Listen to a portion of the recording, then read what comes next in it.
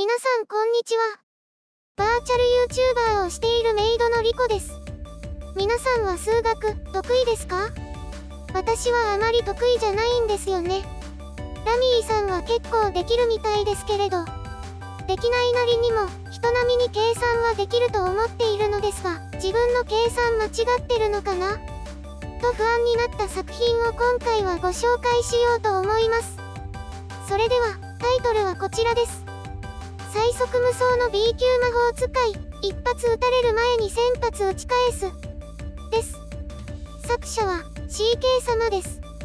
物語としては面白い方なのではないかと思いましたが、物語を楽しむ以前に引っかかってしまう部分が大きすぎて、そればかりが気になってしまい、まともに読んでいられませんでした。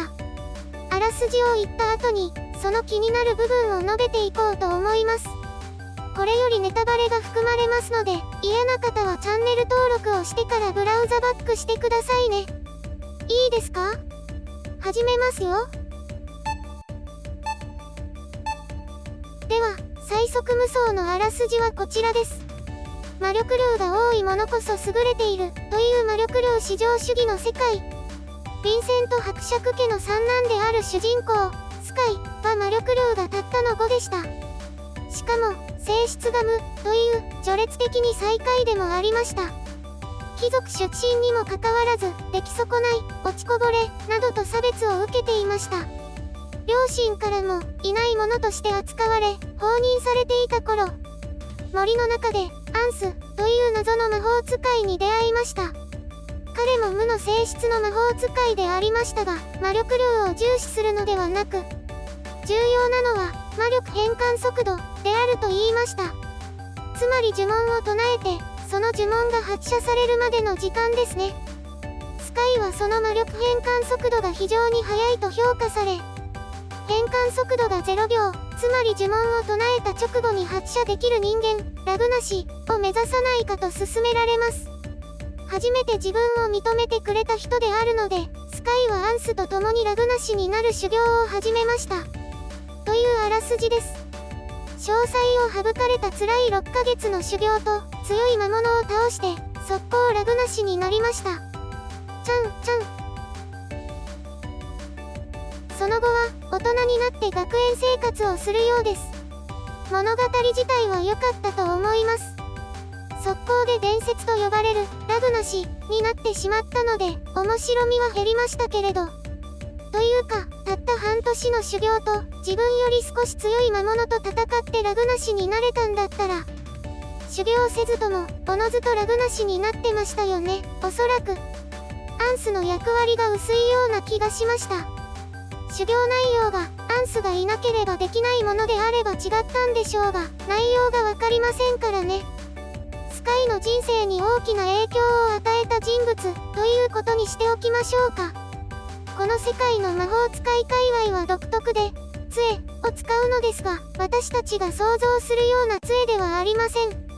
使用者が魔法を使う際にイメージしやすい形のものを選ぶようです。そして、スカイが選んだのは、銃です。二丁拳銃です。銃の形状をした杖は、その世界に合ってるのか疑問ですけれど、銃がある世界だったら魔法よりも重宝されている気がするんですけれどね。だってそれこそラグナシで撃てるんですもん。しかも確実に相手を絶命させることができます。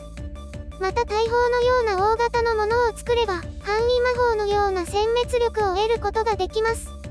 どうして銃が流行っていないのか。そしてスカイは何の本を読んでこの銃という知識を得たんでしょうか。古代の武器的なものなのかな。銃の形をした杖がもともとあったのか、オーダーメイドで作ってもらったのかわかりませんけれど、一般には銃のイメージっていうのはあるわけですよね。なんで銃があるの？という説明がないんです。作者のやりたいことはわかります。銃という形で魔法を撃つのは、この物語として合っているかもしれません。だからといって、したいことありきで物語を書いてはいけないと思うんですよ。私としてはしてほしくありません。だって気持ち悪いから。整合性の取れないお話って気持ち悪くありませんか？作者や周りの読者たちは気持ち悪くないと思ったからこうして書籍化されたわけなんですけどね。お気楽に読む分には気にしなくていいことかもしれないですね。ですが、お気楽に読んでても見過ごせない問題があるんですよ。いやこれほんとどうなってるのって思っちゃったんですけれど、作者含め漫画家さんや出版業者の人たちさえも数学というか算数ができないんでしょうか。アンスさんが言う魔力変換速度というものなんですけれど、驚くほど計算が違うんです。堂々と書かれすぎていて私の計算が間違っているのかなって疑ってしまいました。ツイッターで聞いたりもしましたよ。じゃあリコちゃんの楽しい算数教室。8秒で呪文の詠唱が終わる魔法があります。詠唱後 1.2 秒でその魔法が発射されます。この 1.2 秒というのが変換速度ですね。ではこの変換速度は呪文の詠唱に対して何%のラグで発射できるでしょうか。この動画をご視聴の紳士淑女の方々だったらすぐにわかるとは思います。そうですね、15% ですね。また同じ条件で 50% の時は何秒だと思いますか。そう、4秒ですね。合計して12秒です。では漫画の1コマを見てみましょう。1.2 秒で 13% って書いてありますね。50% の時には16秒、つまり8秒ということです。どこからそんな計算が出てきたんでしょうか。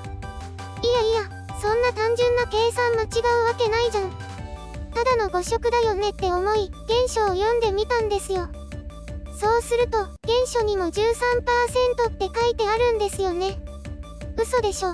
どこからその数字が出てきたんですか。まさか、下のパーセント表示って秒数とは関係のない数字とかでしょうか。そもそも、これは変換速度について説明しているのになぜか変換率の話をしていますよね。しかしこれは漫画版の誤植でした。原書ではしっかり変換速度と言っています。こんな間違いするわけないよねという疑問が拭いきれなかったので方々で聞いて回ったんです。そして図解までしていただき有力な説明をしてくださった方がいたのでそれをご紹介します。